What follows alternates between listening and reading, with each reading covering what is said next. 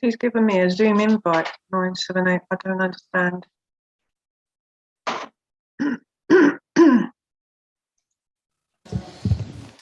Hello, Tracy. Do you just want to do a quick audio check? Yeah. Can you hear me? Yeah, we can hear you fine. Yeah. Okay. You just want to turn your microphone off now, and the chairman will call you when ready. Okay. Okay. Thank you.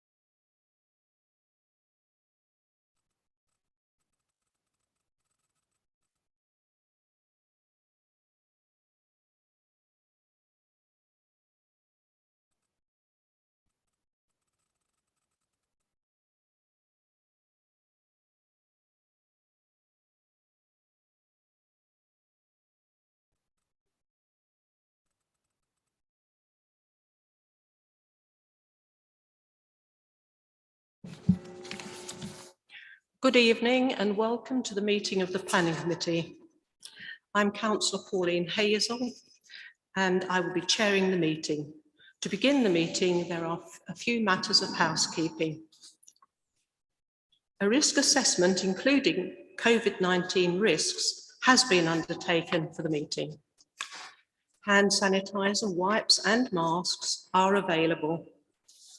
Masks must be worn whilst seated and when moving round the meeting room, unless you have a medical exemption. These can be removed when speaking and addressing the committee. Action in the event of an emergency. There are no practice alarms planned for this evening, so if an alarm sounds, please evacuate Town Hall by going down the main staircase or the back staircase to the High Street and then to the car park behind the Town Hall in St Ronald Street. This meeting is being recorded for live broadcast over the internet on the Council's YouTube channel and will be available afterwards. Please would speakers use microphones at all times and speak directly into the microphone, and would participants both joining us online and in the moot hall please mute the microphones when not speaking. Members of the committee will introduce themselves now, starting from my right, then the rest of the committee sitting opposite.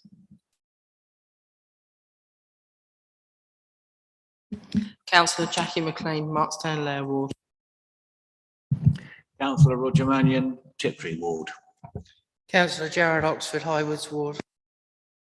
Councillor Martin Warnes, Beerchurch Ward. Councillor Mike Lilly, Oldham for Hyden Hedge. Councillor Sam McCarthy, representing Shrub End Ward and substituting for Councillor Lynn Barton.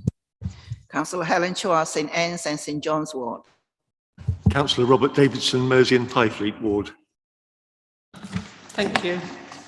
In attendance here are planning officers Chris Harden, Hayley Parker Haynes and Simon Cairns. Democratic Services officers Richard Clifford and Robert Carmichael are here for procedural matters. Members of the committee may use electronic devices to access their meeting papers, and visitors are welcome to use mobile phones and other devices, including cameras, but please use them discreetly, set them to silent, and do not use voice or camera flash functions. We may have a break at 8 o'clock, subject to the items remaining. There are toilets on every floor in the building, and there is an induction loop in this room. This is a quasi-judicial committee which makes decisions based on material planning considerations following the laws of the land and policies of the council. If the committee is minded to refuse an application, members will use such considerations and evidence that will stand up in a court of law. The material planning considerations are listed in the committee's agenda. We have, as you have heard, Councillor McCarthy for Councillor Barton and Councillor G. Oxford for Councillor B. Oxford. There are no urgent items. Councillors, do we have any declarations of interest? No, thank you. If anyone has a petition they wish to present to me on any of the items on the agenda this evening, please do so now. Thank you. You have before you, members, the minutes of the committee meetings 9th of December 2021 and the 6th of January 2022 for confirmation. And are there any points of accuracy? Councillor Warnes. Thank you, Chair. Could I ask that it be noted in the minutes of the meeting tonight that it should be noted that I also had an interest in application 7.5, which was not declared at the previous meeting as a director of and for a limited. Thank you very much, Councillor Warnes. That is so noted. Now we go on to the items before us this evening. Item 7.1. Chair, apologies for interrupting. We need to confirm the minutes before we go forward. Beg your pardon, in a hurry. Beg your pardon, members. All those in favour, the minutes are correct. Thank you very much. Thank you. The items before us this evening, 7.1, is for the construction of a detached double garage to serve an approved single-storey dwelling together with storage area for recycled material and waste household. It's recommended for approval. Our presenting officer is Chris Harden. We have a speaker against. Tracy McCloskey will be here via Zoom. And we have with us Councillor Buston in person. There are no speakers for. Item 2 on the agenda is 7.2, barn at Oak Farm, Wakes Cone. Been for approval subject to completion of unilateral undertaking under section 106 of the Act to secure contributions. Our presenting officer is Hayley Parker Haynes. Mr. Peter Chillingworth is visiting us via Zoom, but if council members are minded to pass this on block, he will not speak. So may I have whether or not will you say whether or not you're happy for this to go on block? All those in favour? It's unanimous, Chair. Thank you very much. So item 7.2 has been approved. Thank you. So we now the microphones are very loud this evening. I don't know why. We now go to application 7.1. Mr. Harden, would you be happy to start us off with this, please? Yes, thank you, Chairman. Yes, it's an application for a detached double garage, which would serve a previously approved single-storey dwelling. I'll just take you through the site. This is the site here. You can see it's disappeared. Not quite sure why.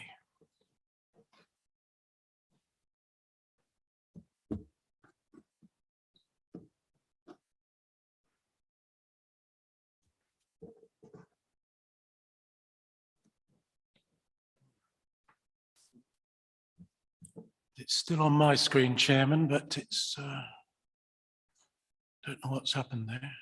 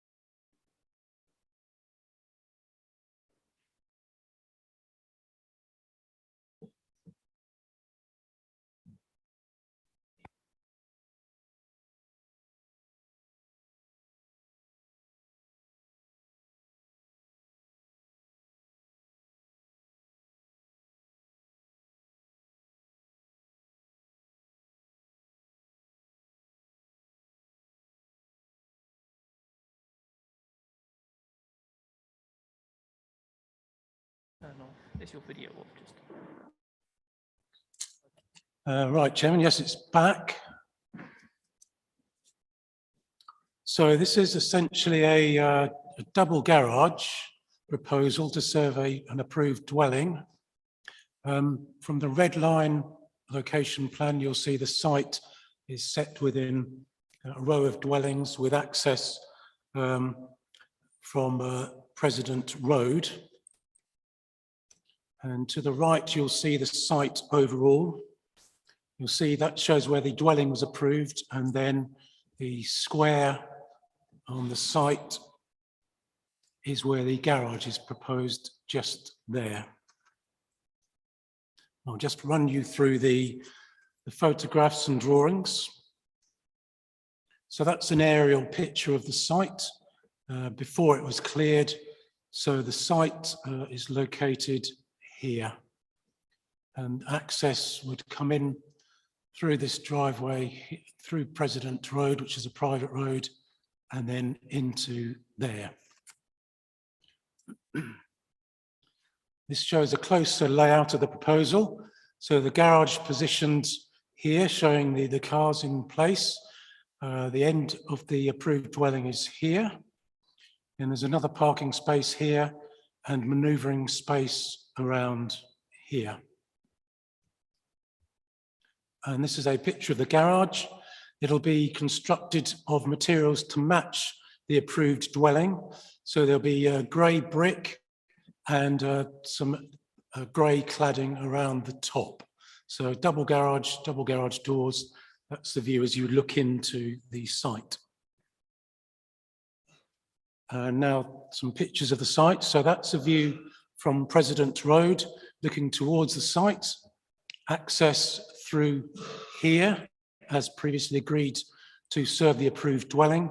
And then the garage would be positioned at the end in that location there. So some closer views of the site. So the garaging would be positioned just here. This was all previously proposed to be hard surfacing and car parking on the previous scheme. You'll note the remains of some trees here. There was some leylandii here which have been trimmed back.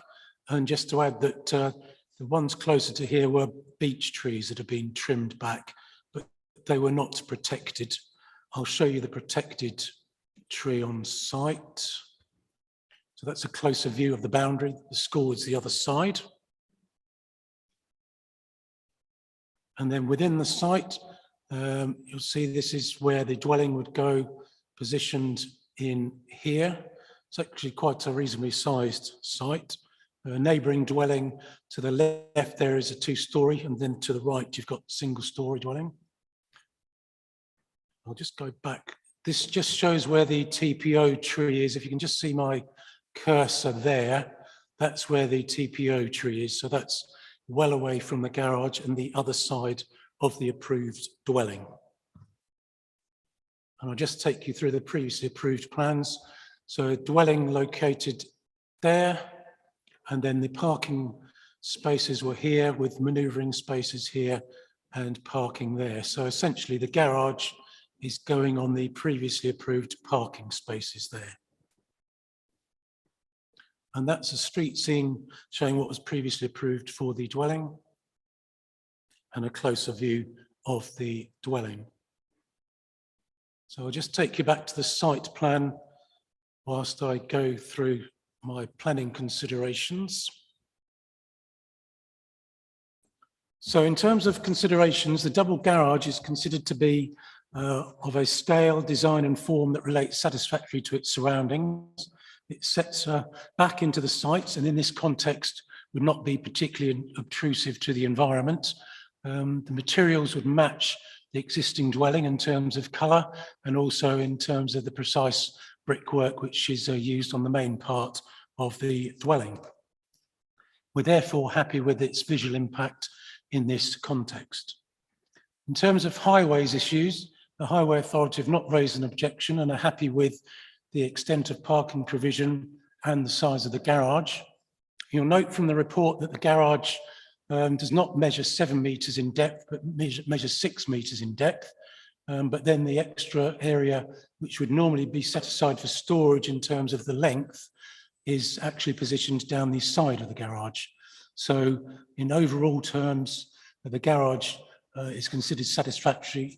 I've spoken specifically to the Highway Authority about it, and they're perfectly happy with the storage being on the side of the garage, inside rather than at the end of the garage. So the length is perfectly satisfactory for accommodating even the longer type of vehicles. There's still plenty of room to manoeuvre and leave the site. We're therefore happy in terms of parking provision and that there's not going to be a highway safety impact. In terms of neighbouring residential amenity, it's not considered there's going to be any significant impact. The garage is low-lying and single-storey with a flat roof. It is away from the nearest neighbouring dwelling, so it's not considered it would have an overbearing impact or result in any loss of light. It's also not considered there'll be a loss of privacy arising from the use of the garage. As you'll see from the conditions, we are also going to apply a construction management plan as we did on the previous approval for the dwelling, so that details have to be forwarded to us under that condition to ensure there's not going to be a disturbance or a problem in constructing the site, because obviously, as you're aware from the previous application, the President Road is a narrow private road, so there need to be special considerations for that as agreed under the previous approval. So in terms of impact on vegetation, it's not considered there be any significant impact on the site, as you saw from the photographs. And the TPO tree is well away from this garage, the other side of the dwelling, and will not be affected. So overall, the recommendation is for approval, as outlined in the committee report. Thank you, Chairman. Thank you very much, Mr. Harden. May I ask Ms. McCloskey to address the committee, please? Yes, hello. Good evening. You have 3 minutes and a bell will go after 2. Thank you. Okay, thank you. This is the 4th application in 2 years for this development. And with each application, the footprint of this build has continued to increase. The dimensions of the proposed garage questions its functionality and creates a large bulky building in the corner of this small private drive. In order to provide perspective, our garage appears to be a double. However, having been built 29 years ago, the internal dimensions of 5.8 metres depth by 4.5 metres width does not accommodate comfortably either of our average size cars and is a classic example of the conclusions drawn in section 1.2.4 of ECC's Parking Standards Design and Good Practice document, which led to the minimum requirements of 7 metres by 3 metres for a single garage. With this in mind, the proposed would be a further 2.5 to 3 metres wider than any garage in the surrounding area, creating a very large building whose depth borders on being unusable for its intended purposes, except for the smallest of cars. Being this wide, it will sit directly alongside the amenity space of the nearest property, which even as a flat roof will sit 1 to 2 metres higher than the fence line and create overshadowing from the southerly aspect of their garden. Section 16.6 of the planning report states that along with the garage, there are potentially further parking spaces available, including in front of it and alongside the dwelling. Not only does this block what is intended to be a turning circle, should the residents actually own small cars enough to fit in the garage, it potentially provides space for up to 5 cars. This is the complete opposite of the quote from the Essex Design Guide in section 16.7, as it screams of vehicle domination in a very small area, and due to the narrow nature of the drive, does not create a safe environment. This in turn will be detrimental to the amenity space of 37 President Road, as the access lies directly alongside their garden, with the parking and manoeuvring area being just behind, creating noise, disturbance and pollution from vehicular movements. Ironically, this was one reason for refusal of the first application, but was ignored in subsequent applications. The waste storage area to the side of the garage does not fully satisfy condition 8 on the previous planning approval, as it still sits further than the required 25-metre drag distance to the public highway. If a garage is required, then incorporate it into the side of the property, as has been done with others in the area. This would ensure dimensions are up to current requirements, making it usable, retain parking and a turning circle to the front, but more importantly, would retain a sense of space to the front and be less intrusive to surrounding established properties. Objections within previous applications quoting the Essex Design Guide were dismissed as the document was for guidelines only, and others because they related to building regs, not planning. However, if applications are to be considered atomistically rather than holistically, and contents of policies dismissed, ignored or altered, then you risk creating unfriendly, unattractive and unusable areas for established and prospective residents. Therefore, the application contravenes DP1, DP12, DP19 and ECC's parking standards. I would also like to ask that demolition and construction work for this entire build is restricted to weekdays only. Residents adjacent to this site within President Road are elderly with various health concerns, and this would at least afford them a more reasonable break between times of work. Thank you for your time. Thank you very much, Ms McCluskey. Councillor Buston, would you come to the committee, please?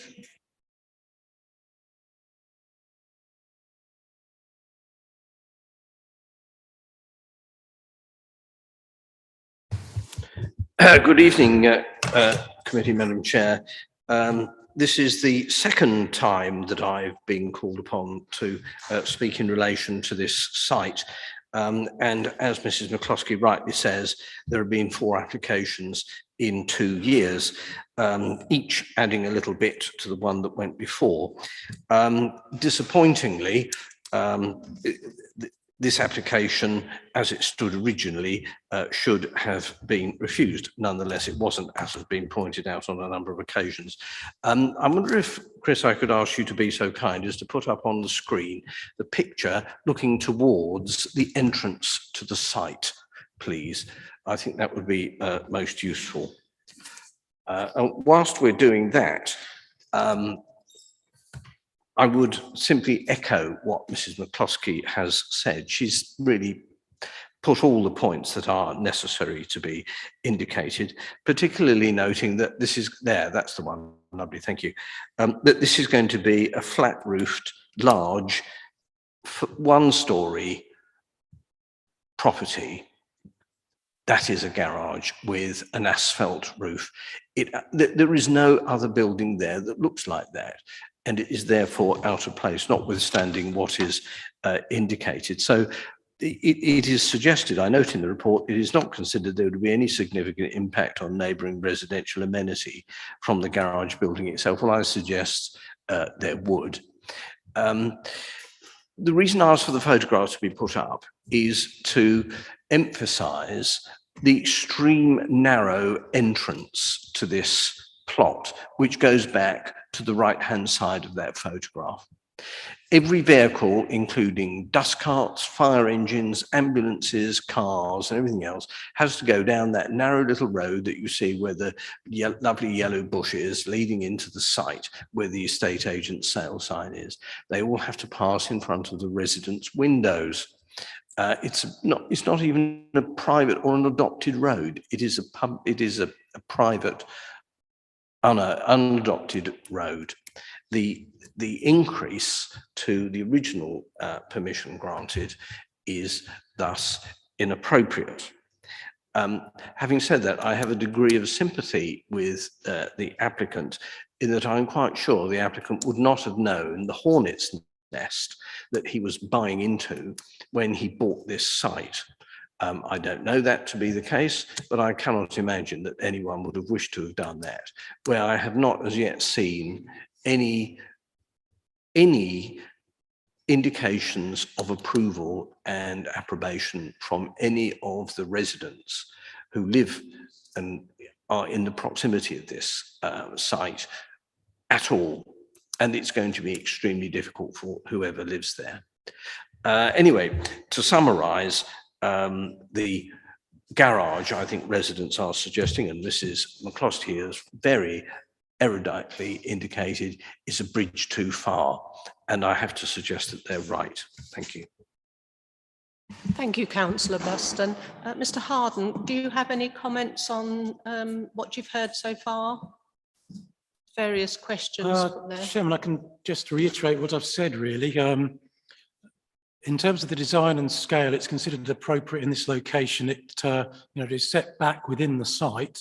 And I think the flat roofed proposal does keep the height down. You note that the neighbour with that fence has actually increased the height of their fence with some trellising above it. So I don't think this garaging would have an overbearing impact on that neighbour. I mean, they have got a two-storey dwelling adjacent to the original applicant's garden, and I think having a single-storey garage here is really not going to have a significant impact in terms of overbearing and loss of light, and it does not breach any of the standards which the council uses and has used for a considerable period of time. And just to confirm that I have gone through this very carefully with the Highway Authority, and they are entirely happy with the size of the garage. And I've done research on the internet as well as to the average sizes of cars, and that comes out and indicates that you can clearly get two cars within this garage lengthways, even the longer types of cars for the SUVs, and then having storage alongside. So again, there's plenty of room in the garage to accommodate two cars, and then you've got another car parking space within the site. So this does actually exceed the parking standards that we apply for a dwelling of this size, along with the adequate parking and manoeuvring area that the Highways Authority are happy with. So, I can't justify a refusal on grounds of lack of parking or manoeuvring space. I just can't see that standing any chance at appeal, frankly.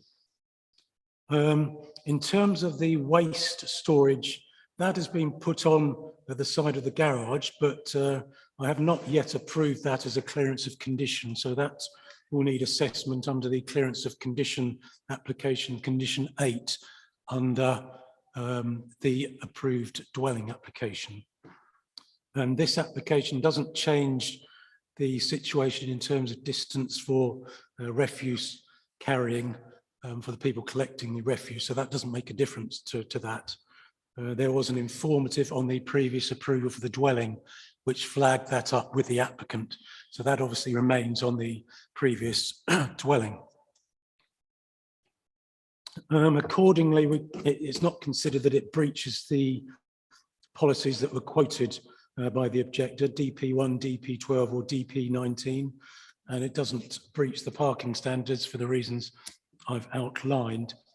In terms of construction times, Environmental Protection have suggested the times to allow construction weekdays 8 till 6 and then on Saturdays 8 till 1, with no working on Sundays or bank holidays. Environmental Protection haven't recommended they won't be working on a Saturday morning.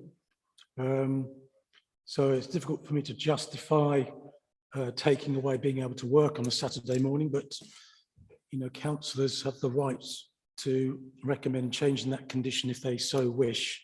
But at the moment, I haven't got a justification from Environmental Protection to do that. And then turning to Councillor Buston's comments, yes, this is I think this is the 4th application, but nevertheless, the applicants have a right to make applications on land within their ownership, so we can't put an embargo on the number of applications that come in. I must admit, compared to some other sites, 4 is not particularly an excessive number to achieve on a site, although I appreciate it can be a bit frustrating for nearby neighbours to keep getting notifications of applications. Just to reiterate that the flat roof does keep the height down, single storey. Whilst Councillor Buston is right, there are no other flat roofed buildings in the direct vicinity. Nevertheless, I think in this context, with the fencing partly in front and set wheel back, and fencing alongside, in the context of a relatively modern style approved dwelling, I think this style of garage would work visually in this location. And having a garage doesn't increase the number of vehicles entering this site. It still serves the previously approved dwelling. So I think that covers the issues, Chairman, but if I've missed anything or you want me to make any further comment, I can do. Thank you, Mr. Harden. Just a couple of questions from me. Are you happy that this garage will not overshadow the neighbour's garden, as Ms. McCloskey indicated? The second thing, I can't remember now whether there's any permitted development rights retained on this site, or whether we can say no permitted development sites going forward. And the other thing, if the committee are minded to approve, I think if we could request or order that it will be only weekday workings only, I think that would go some way to mitigate residents' concerns.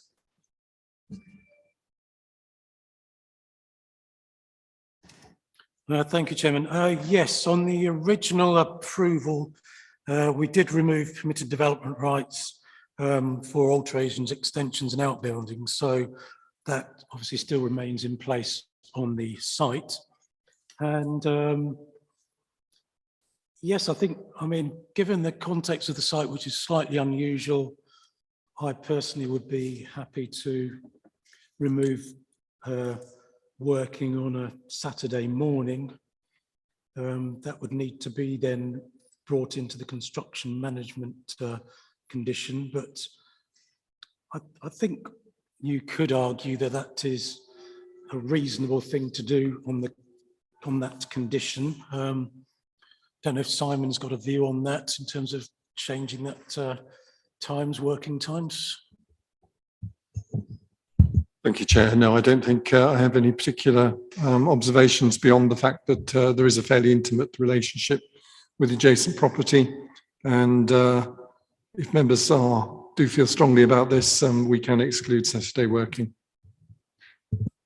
Thank you very much. And then lastly, the overshadowing. You're happy that no daylight or sunlight will be taken away from the next neighbour? Yes, Chairman, I really can't argue that there would be a significant overshadowing or overbearing impact. It is single storey. It is set a little way off the boundary as well, and it meets all our standards, when we consider such applications. So I couldn't justify saying it's unacceptable for an overshadowing, overbearing impact. Thank you very much. I will open it up to the committee now. Councillor Oxford. Councillor Warren's had his hand up before me. I beg your pardon, Councillor Warnes. Councillor Warnes. Thank you very much, and thank you, Gerard, for being generous. Just a question, that's all. From one of the pictures that was displayed, I could see that there were trees running all the way down the side boundary, and I note in 16.18 that they're considered to be of no value. But would we be happy with trees being that close to a brick construction and foundation? I also note that there was a proposed hard standing previously agreed, but unless I am not understanding it properly, I always thought that trees had to be at least 12 feet away from the footings of a building, and they appeared to run all the way down the side in the picture. And even in the second picture that showed green sort of vegetation, they would still be at the close to the front elevation of the actual garage. So is that something that we would normally permit? And if not, what would we do in order to ensure that the trees were actually removed, given they have little value? Thank you, Councillor Warnes. Councillor Oxford. I think Councillor Warnes and I think, exactly on the same lines. I was a bit disappointed when amongst the Lelandii, which I don't have any issue with, a beech tree that may not have been TPO'd or whatever, but that looks to have been butchered, which is a disappointing thing. So I was going to ask whether or not the garage would be a surface construction to avoid problems with the root system. So it's a similar line to what Councillor Warnes was going on. Thank you. Mr. Harden, can you comment on those? Yes, Chairman. That's really would be a building control issue in my view, that they would have to construct the garage appropriately to meet building regulations. From a planning point of view, the vegetation that's left there is not of value. So if they want to chop through what roots are left, then from our point of view, that's fair enough. It would have been hard surfaced anyway. We could potentially put an informative on saying the applicant is advised to make sure that roots don't affect garaging at the building regulations stage. So we could flag that up with them. I'm sure that the builders who build the garage will be aware of their responsibilities in terms of relationship to sort of roots of formerly chopped down trees, but that could be flagged up with an informative, Chairman, yes. Thank you very much, Mr. Harden. Councillor Warnes. Thank you. Thank you for that answer, Chris.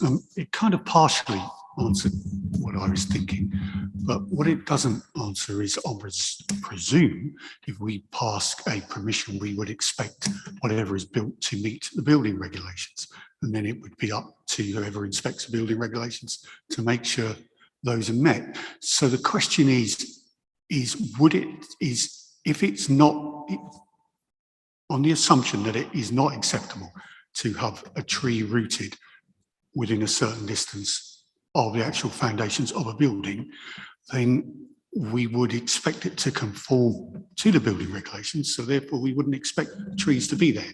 If that's not the case, please correct me. But if it is the case, then what happens? Does the planning permission remain silent, and it is up to a reactive request to look at whether the building regulations have been met at a later date? Could you please illuminate? Before I ask Mr. Harden to comment, Councillor Oxford.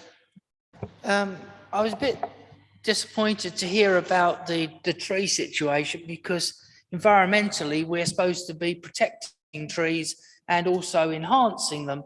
And obviously to allow people to destroy them and rip the roots out and God knows what else because we can't be bothered seems to fly in the face of what we're trying to do from an environmental perspective. I would have preferred to have seen a lot more protection, but the fact that this has been destroyed already largely to a large extent. That's why I was suggesting about surface construction, which would have at least protected the root system. But I don't know that that tree is going to recover from what it's gone through, which is disappointing putting it mildly. Thank you. It is actually surprising how well some trees do recover, so all is not lost. But Mr. Harden, could you comment on Councillor Warren's comments? Yes, Chairman. As I said, it is a building regulation issue in terms of routes to the building. We can grant planning permission, but then they would still need to comply with the tandem building regulation rules. It's the same with, say, granting permission for a dwelling. We grant permission for a dwelling, but they would still have to comply with rules for the construction of the dwelling for building regulation. So, yeah, it keeps the planning permission open, but then they have to apply for making sure that building regulations are complied with as well. So there are tandem systems. The fact that we granted planning permission doesn't overrule the requirements under the building regulation legislation. So that would be my answer on that. The comment about Councillor Oxford, yes, I too don't like trees being removed, but you know, there are trees that we can protect, and there are trees that you know, don't allow us really to protect under TPOs. You know, whether, I mean, certainly the Leylandi and the beech tree next to the garage, it's unlikely they're going to be allowed to grow up next to the garage. Whether the remains of the beech trees would, you know, flourish again on the boundary, you know, I don't really know, to be honest. But you know, the beech trees can survive a lot of pruning, but you know, a lot of pruning has been done on that boundary adjacent to the school. Thank you, Thank Mr. you, Chairman. Thank you, Mr. Harden. Councillor Warnes. Thank you, Chair. So could I ask Chris, in the spirit of transparency and understanding, when pre-application discussions take place, is the applicant advised about building regulation conditions as well as aspects of planning permission? And if they're totally separate, could it be that someone could apply for planning permission knowingly or unknowing building regulations concerning the trees and find out and have to comply with it later? Because it just seems like one would expect to be able to know all aspects concerning the building to allow people to make informed decisions about whether they go forward with a planning permission or not. And it seems like the building regulation information process cannot take place prior to the planning permission. That seems to me, as I said, to put the cart before the horse. Mr. Harden. Well, as a planning officer, if someone made that inquiry to me, I'd obviously indicate the planning issues and perhaps have a basic understanding of building regulations. But for me to start commenting on building regulations is not advisable, because frankly, I may well get it wrong. You know, if a tree is close to a building, then from my point of view, it's, and from the builder's point of view and the applicant's point of view, it's something that flags up warnings, but you know, we would really direct people to building control to make sure they've got you know, that covered in future. But quite often building control does follow planning, so they make a planning application and then make a building control application afterwards, and they need to comply with the building regulations, you know, that follows. So, you know, that we can flag up some warning signs, but you know, I'm not a building regulation expert by any means, so there's only so much I can initially flag up, I would say. Thank you, Mr. Harden. Mr. Cairns. Thank you, Chairman. Can I simply suggest that we impose an informative drawing the applicant's attention to the relevant BS concerning trees and buildings, and they can then obviously look into that particular aspect with their own taking guidance from a tree expert on the potential impact of those tree roots on their construction. Thank you very much. Are there any other comments from members? Is anyone willing to propose that we approve or refuse this application?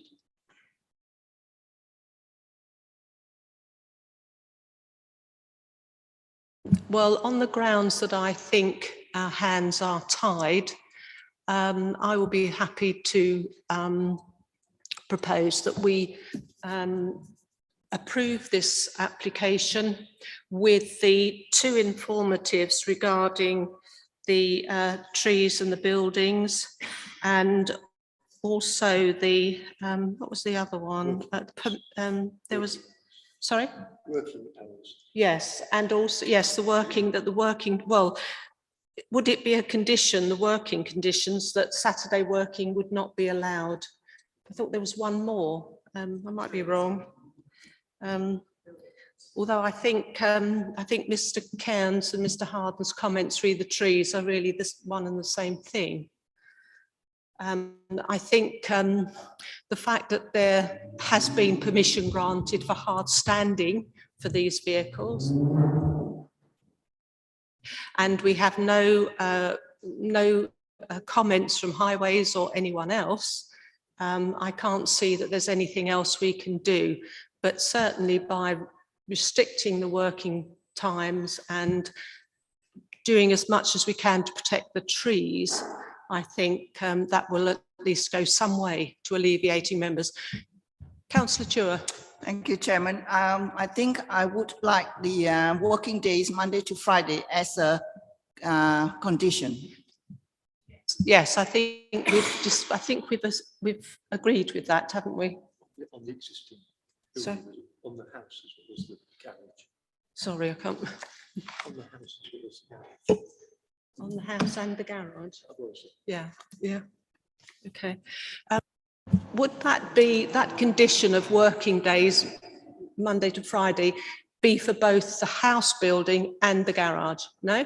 So, are you saying that the house building will be Monday to Friday and Saturday mornings, but the garage would be weekdays only? Can you clarify that?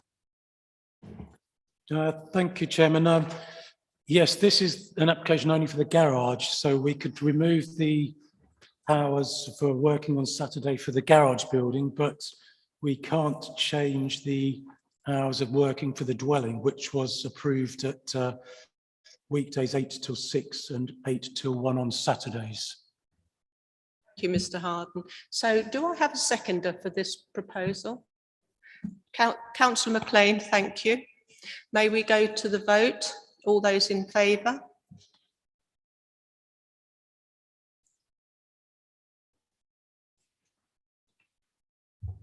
Eight. 1. Thank you, committee. So that application has been passed with the various conditions and informatives that we've discussed this evening. So thank you very much for your time, and the meeting is now closed. Thank you.